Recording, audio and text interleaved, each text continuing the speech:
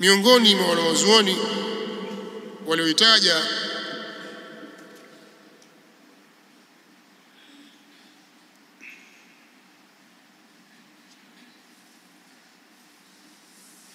swala hii ni al-Imam Abu Shama kama alivyotangulia kutoka kitabu chake Al-Ba'ith.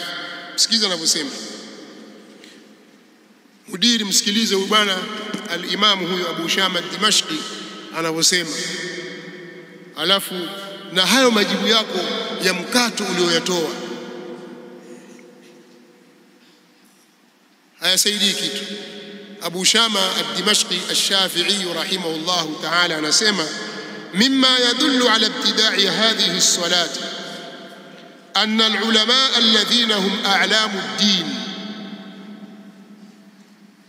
وأئمة المسلمين من الصحابة والتابعين وتابع التابعين وغيرهم ممن دون الكتب في الشريعة مع شدة حرصهم على تعليم الناس الفرائض والسنن لم ينقل عن واحد منهم أنه ذكر هذه الصلاة ولا دونها في كتابه ولا تعرض لها في مجلسه، والعادة تحيل أن تكون هذه سنة وتغيب عن هؤلاء الأعلام.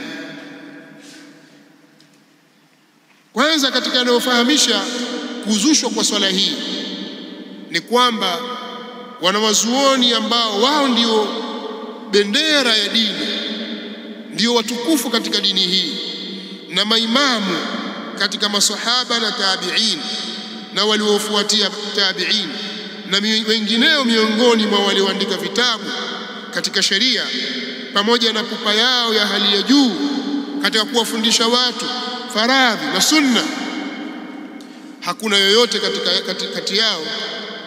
yoyote kati yao aliyenukuliwa kwamba amehitaja swala hii wala kuiandika katika kitabu chake au kuitaja katika majlisi yake. Na kwa kawaida inakuwa ni muhali kuwa hii ni sunna kisha ijifiche kwa wanawachuoni mfano wa hawa. Msikiliza al-Imam Abu Shama akaendelea akaitaja aujuhi zile, akafika alwajhu thalith, njia ya tatu, akasema inna hadhihi salata albid'iyyata mushtamilatun ala mukhalafati sunan ash-shar'i fi as-salati liumurin, hakika bid'a hii, swala hii ya kibid'a ni yenye kukusanya mambo yaliyo kinyume na mwenendo wa kisheria katika swala kwa mambo mengi. Sikilize mambo ambayo kinyume na swala hii mukhalif. Al-amru al-awwal mukhalafatun li sunnati an-nabiy sallallahu alayhi wa sallam fi as-salati bisababi adad as-sajadat wa adad at-tasbihat wa adad qira'ati suratay al-qadr wal-ikhlas fi kulli rak'ah. Katika mambo ya mukhalafa yaliyo kinyume na sunna, anasema jambo la kwanza ni kukhalifiana na sunna ya Mtume sallallahu alaihi wasallam katika swala kwa sababu ya idadi ya sijda na idadi ya rakaa, yani kwa maana kwamba hii iko rakaa ngapi? Rakaa 12 na ile nyingine rakaa 100, na idadi ya tasbihi na idadi ya kisomo cha sura 2, suratul Qadri na suratul Ikhlas kwa kila rakaa. Haya ndio maneno ya al-Imam Abu Shama. Kwa nini mtakilizo? Kwa nini salatu raghaib ni bid'a? Atajibu kama anavyosema al-Imam Abu Shama kwa majibu mawili makuu. Jibu la kwanza, swala hii haijulikani katika al-qurunu al-thalathatu al-mufaddala. Katika al-qurunu al-thalathatu al-mufaddala swala hii haijulikani. Hakuna yoyote katika wanawazuoni, si katika masahaba wala tabi'in wala tabi'i at-tabi'in wala waliofuatia baada yao, hakuna yoyote anayejua swala hii, na wao wanapupa kubwa katika kuwafundisha watu faradhi na sunna, lakini haijawahi kunukuliwa kutoka kwa yoyote miongoni mwao kwamba ameitaja swala hii, si kwenye kitabu wala katika majlisi yake, na ni muhali kuwa eti walikuwa wakiijua alafu wakaikalia kimya. Muhali. Hili jibu la kwanza. Jibu la pili, swala hii inakhalifiana na sheria na sunna ya Mtume sallallahu alayhi wa alihi wasallam. Sasa tusiende mbali sana, sisi tubaki katika salatu raghaib. Somewa mimi sisemi wao wenyewe watafakari, wafikirie, kwa sababu pengine hawana mpango wao kubadilika, illa yasha Allahu rabbi, wala sisi tuwalazimishi. Lakini kuna waislamu wengi tunataka kujua na wanafuatilia mambo haya, na pengine katatizika na mambo mengi, lakini akisikia maneno haya leo, kesho, baada ya miaka 10, baada ya miaka kadha, yakamuingia akaelewa. Sasa huyu afai kujiuliza kwamba kumbe ibada, hata iwe ni swala, iwe ni saumu, iwe ni kadha, iwe ni hija au kadha, lakini kama ibada mtindo wake na namna yake haikufundishwa na Mtume sallallahu alaihi wasallama, masahaba hawakuifanya, wala maimamu wakubwa, watu wa zile karne 3 bora, kumbe hiyo ni bid'a. Naelewa? Kumbe kuweka mitindo na ibada na idadi katika ibada hairuhusiwi. Ukifanya hivyo kumbe ni bid'a. Ala, ni haramu kujiuliza hivyo? Si haramu, na ndio sawa. Wewe shika hapo hapo. Sisi tumeshawekewa ibada na mtume wetu Muhammad sallallahu alayhi wa alihi wasallam, ametufundisha na ameshatuwekea mambo ya kutufanya sisi tukishikamana nayo kwa idhini ya Allah tutaingia katika aljanna, na ametubainishia mambo ambayo kama tutayaepuka mambo hayo kwa idhini ya Allah na kwa rahma zake tutaingia katika aljanna. Lakini haya mambo ya kuwekwa na watu na kubuniwa na watu kwa madai ya kwamba wana mapenzi na dini, haya mambo yatakuingiza mahali pabaya. Usiyafanye mambo haya, maadamu ni ibada, achana na mambo haya. Sasa ikiwa hii ni swala, mtu anaweza kujiuliza maswali haya, kumbe swala ilikuwepo, ina asili. Je, hawezi kujiuliza, hatakiwi kujiuliza kuhusu salatu ala nabii sallallahu alayhi wasallam? Kwamba wewe jiulize tu katika swala, kwenye swala uliza maswali kwamba kumbe mpaka Mtume sallallahu alayhi wasallam amefundisha, maswahaba wamefanya, maimamu ile swala. Lakini kama salatu ala nabii, fanya unapotaka. Ndio hivyo. Au pia kuna maswali hapo mtu atakiwa ajiulize mara mbili. Je, huku kumswalia mtume nako hivi tunavyomswalia sisi, tukaimba, tukamswalia kwa kuimba, kwa sababu Mtume sallallahu alayhi wasallam pia aswaliwa kwa kuimba, sawa? Watu waimba, alafu mughanni, yani yunshid munshidun au yughanni almughanni, muimbaji akaimba kwa sauti yenye mahadhi ya ngoma ili iendane na ngoma. Watu wakaleta kwa mitindo ya bayati, siga, hijaz na hawan, ikaletwa ile, alafu ikaendana na ile mpigo wa dufu na takatu za watu, kwamba ikipigwa hivi tutacheza hivi, sio kama wajichezea tu kama kwenda hivi au ruka kwenda hivi, la, mtindo maalum, sawa? Na firimbi pia, ile firimbi itakupa ile nakama, inakupa kwamba hiyo sasa inayopigwa ni kasida fulani, itapulizwa pale kwa madaha na kila kitu. Ndio hivi ndio kumswalia Mtume sallallahu alaihi wasallam. Basi kumswalia, kumsifu. Ndio hivi Mtume sallallahu alaihi wasallam anaposifiwa. Sio kumsifu, ni kumwadhimisha. Ndio hivi anavyoadhimishwa. Kumfurahikia. Ndio hivi. Yote hayo ni maswali. Kwa hiyo qul bi fadlillahi wa bi rahmatihi fabidhalika falyafrahu, ndio hivi maana yake. Mnanielewa ninachokiuliza? Ndio, yani hii ndio maana walioifahamu masahaba na tabi'in, kama tulivyojiuliza katika salatu raghaib. Kwa hiyo salatu raghaib ni msingi mkubwa mno na ni kijingi madhubuti kimewapiga mwereka, ndio maana hakuweza kujibu, akaamua tu apotezee pale haraka haraka, akatoka. Jawabu jepesi tu. Lipi? Swala yake, hadithi yake maudhu. Wanawazuoni lakini hawajasema hivyo peke yake, wametoa maelezo mengine ambayo wewe umeyaacha maksudi. Labda kama umesikia kwenye magrupu, kwa sababu tulikuwa kwenye grupu moja ambalo palikuwa pana majadiliano kuhusu masala ya bid'a. Kuna kijana mmoja huku akaleta hoja hii, lakini baada ya kuleta hoja hii naona yeye akahitaji, na wasiwasi kwamba kamsikilize yule kijana, na hakurudi kwenye vitabu kuangalia wanawazuoni wanaeleza nini. Hakurudi. Angerudi angekutana na maelezo haya ambayo alitakiwa sasa yeye ajiulize mara zote, lakini sasa hii si kheri, mbona Imam an-Nawawi yasema ni bid'atu munkara? Kwa sababu kuna hadithi maudhi mathalan, lakini mbona asema fiha munkaratun dhahiratun? Kwa nini tena min al-bid'i allati hiya dalalatun wa jahala? Kwa nini? Angejiuliza maswali haya mara mbili mara 10 angepata jawabu. Lakini lengo si kutaka kutafuta jawabu ili watu wapate usawa, wafuate njia. La, lengo watafuta jibu la kumjibu mtu fulani, na watu fulani wawajibu, wawashinde, waendelee na mambo yao. Sasa hili ni jambo baya sana. Mtu atakapoamua kuikataa haki bwana, huwezi kumwambia kitu. Mimi nitamalizia kwa habari moja ambayo wanawazuoni huwa wanahitaja. Kuna mtu mmoja anaitwa Huyai bin Akhtab, Myahudi ambaye alikuwa ni kiongozi wa Mayahudi. Alikuwa na uadui mkubwa sana na Mtume sallallahu alaihi wasallam, na yule Ka'b al-Ashraf. Hawa watu wawili tumewasoma katika sira nadhani, katika Nurul Yaqin.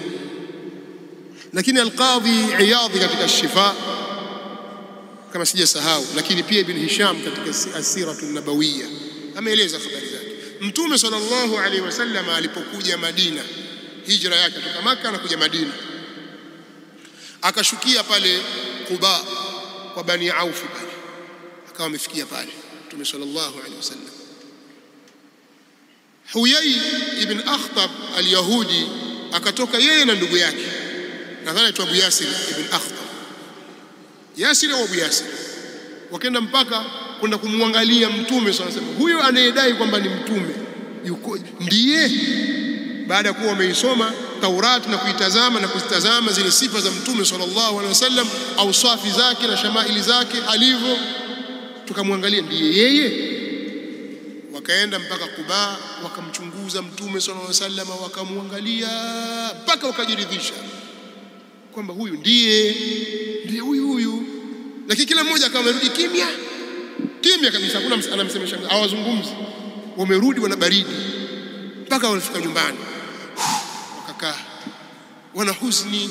Safia binti Huyai, binti yake Huyai bin Akhtab, Safia ummul mu'minin, kabla ya olewa na Mtume sallallahu alaihi wasallam, alikuwepo pale. Akimwambia, mbona mna huzuni, mna jambo gani?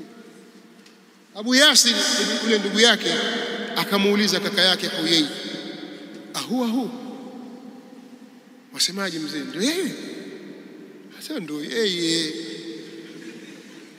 kwa unyonge kabisa, ndio yeye, ndio yule katika Taurati ilitajwa. Madha, akamwambia, akamuuliza, umeazimia nini wewe? Madha azamta? Amemwambia, umeazimia nini? Azima ya'zam au azama ya'zam? Madha azamta alayhi? Akamwambia, azamtu ala adawatihi ma baqitu hayya. Huyai bin Akhtab anamwambia ndugu yake, mimi nimeshaika azma, nimeazimia kumfanyia uadui muda wa kuwa mimi baki hai. Si ndio yeye? Ndio yeye, lakini mimi nitampiga vita yule mpaka mwisho wa umri wangu. Mtu kama utamfanyaje? Alayhi la'ainullahi tatra. Kwa hiyo kuna watu wanaweza wakazuilika kufuata haki kwa sababu ya adawa, kwa sababu ya hasadi, kwa sababu ya upinzani tu. Hata umletee hujaj ulufu muallaf, yeye hataki chochote. Sasa sisi hatuwezi kuwadhania wao kwamba wana tabia kama hizo za Kiyahudi. Hizi ni tabia za Kiyahudi mbaya kabisa, tabia za kihasad. Kwa ndugu Muislamu, sisi tunazungumza na Waislamu wale wa kawaida wanaofuatilia mambo na habari zao, na wao pia na tulabu ilmu, kwamba mjue ya kuwa bid'a ni kitu kibaya kwanza, kinachoharibu ibada. Hilo ni jambo la kwanza. Lakini jambo la pili, bid'a inatatiza kwa sababu ina mahusiano karibu kabisa na mambo ya kheri na mambo ya ibada, kiasi ambacho unaweza ukatishika, hii bid'a, lakini hii ni swala ya bid'a, basi wewe kafiri, wapinga swala. Mtu atakukufurisha kwa sababu ya hiyo swala, kumbe wewe wapingelee bid'a iliyopo ndani yake. Ndio kama hivyo wanatuambia, hawataki mtume asifiwe, hawataki mtume aswaliwe, hawataki mtume aadhimishwe. Watu wabaya kabisa. Sasa ni kweli kwamba sisi hatutaki mtume aswaliwe sallallahu alaihi wasallam, sisi hatutaki mtume sallallahu alaihi wasallam aadhimishwe, sisi hatutaki mtume sallallahu alaihi wasallam afurahikiwe. Ni kweli hatutaki mtume sallallahu alaihi wasallam yatajwe mema yake na mazuri yake. Kitu gani tunachokipinga sisi? Tunapinga bid'a katika dini. Sasa bid'a imekaa katika sura hiyo, sio sharru mahab kama ilivyokuwa pombe, kama ilivyokuwa nguruwe, kwa sababu innamal khamru wal maisiru wal ansabu wal azlamu rijsun min amali shaitani fajtanibuhu. حرمت عليكم الميتة والدم ولحم الخنزير وما أهل لغير الله به والمنخنقة والموقوذة والمتردية والنطيحة وما أكل السبع إلا ما ذكيتم وما ذبح على النصب وأن تستقسموا بالأزلام ذلكم فسق. يقواز يا sawa. Na ukisoma aya ya sura al-Isra kuanzia waqadha rabbuka alla ta'budu illa iyyah, pametajwa dhunubi pale, kabairu dhunub zimetajwa pale, shirki na kabairu dhunub zimetajwa, ziko wazi kabisa. Lakini hili sasa, jambo hili haliko hivyo, linafanana, limefungamanishwa na ibada. Wewe chukua msingi kwamba jambo lolote la ibada ambalo hakulifundisha mtume sallallahu alaihi wasallam au hakulifanya mtume, tukisema hakulifanya kwa maelezo haya, kwa kaidi hii tunayotaja, hakulifanya mtume sallallahu alaihi wasallam